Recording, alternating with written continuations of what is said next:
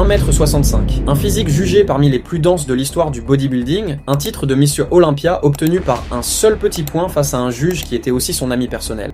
Une deuxième victoire remportée avec une poitrine gonflée par les hormones, devant des rivaux au physique objectivement supérieur. Et une mort dont la cause exacte n'a jamais été clairement établie. Franco Columbu, la légende que tout le monde connaît, n'est pas celle qu'on t'a racontée. Et aujourd'hui, X-Files lève le voile.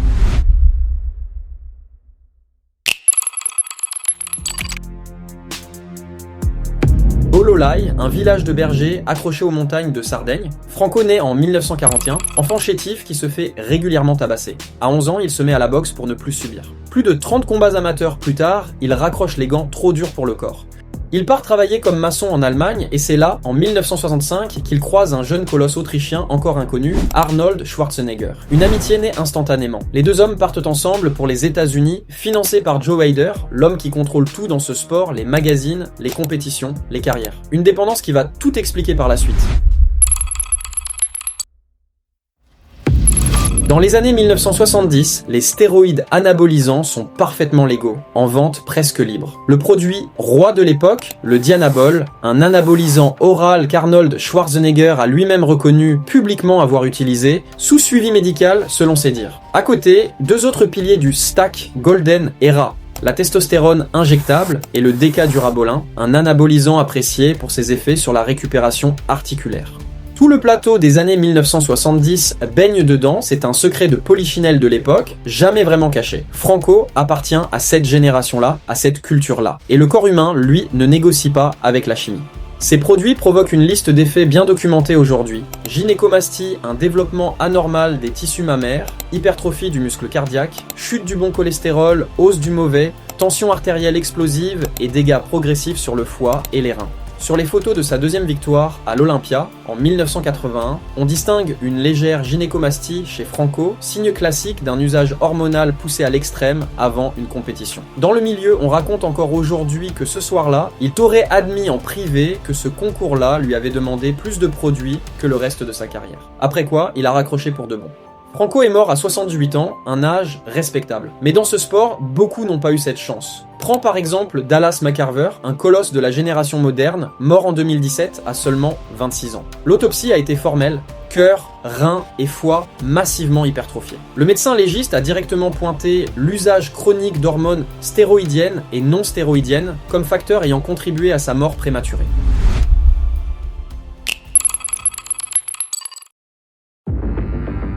« 1976. Franco affronte Frank Zane pour le titre de Mr Olympia. Résultat, 4 juges pour Franco, 3 pour Zane. Un seul point d'écart. L'année précédente, c'était déjà passé à un point près en faveur d'Arnold. Puis vient 1981, le retour de Franco après une grave blessure au genou. Il bat des athlètes au physique largement supérieur, notamment Tom Platz et ses jambes légendaires que la foule acclame ce soir-là. La décision choque tout le milieu. Et voici les noms. Parmi les 7 juges de cette compétition siège Franco Fassi, un juge italien au lien direct et documenté avec Columbu et avec Arnold Schwarzenegger.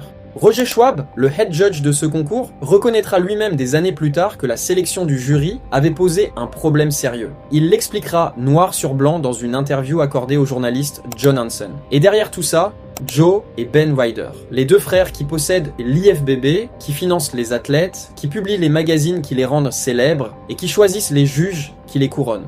Ce ne sont pas des soupçons en l'air, c'est un système documenté où l'argent, l'amitié et le pouvoir de décision appartenaient aux mêmes mains. Franco n'était peut-être pas seulement un grand athlète, il était aussi, au bon moment, l'homme du bon clan.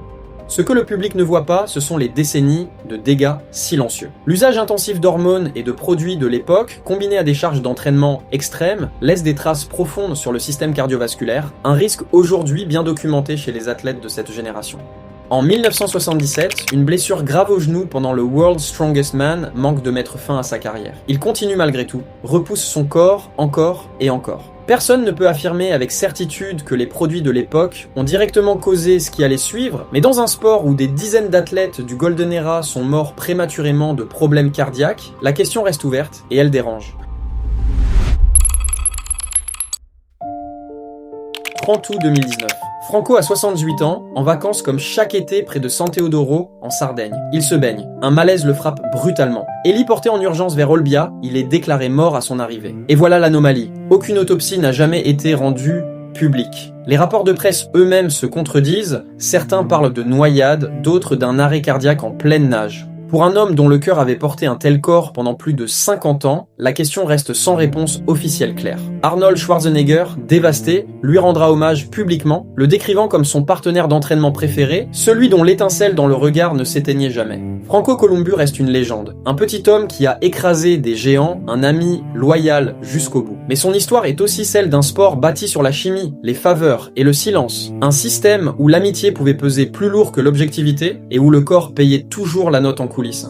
Alors, à toi de juger, Franco méritait-il vraiment ces 2 titres? Ou était-il au bon endroit, avec les bonnes personnes? Dis-le en commentaire et abonne-toi à X-Files pour la suite des vérités qu'on ne raconte jamais sur le Golden Era. Merci beaucoup, au revoir et à la prochaine.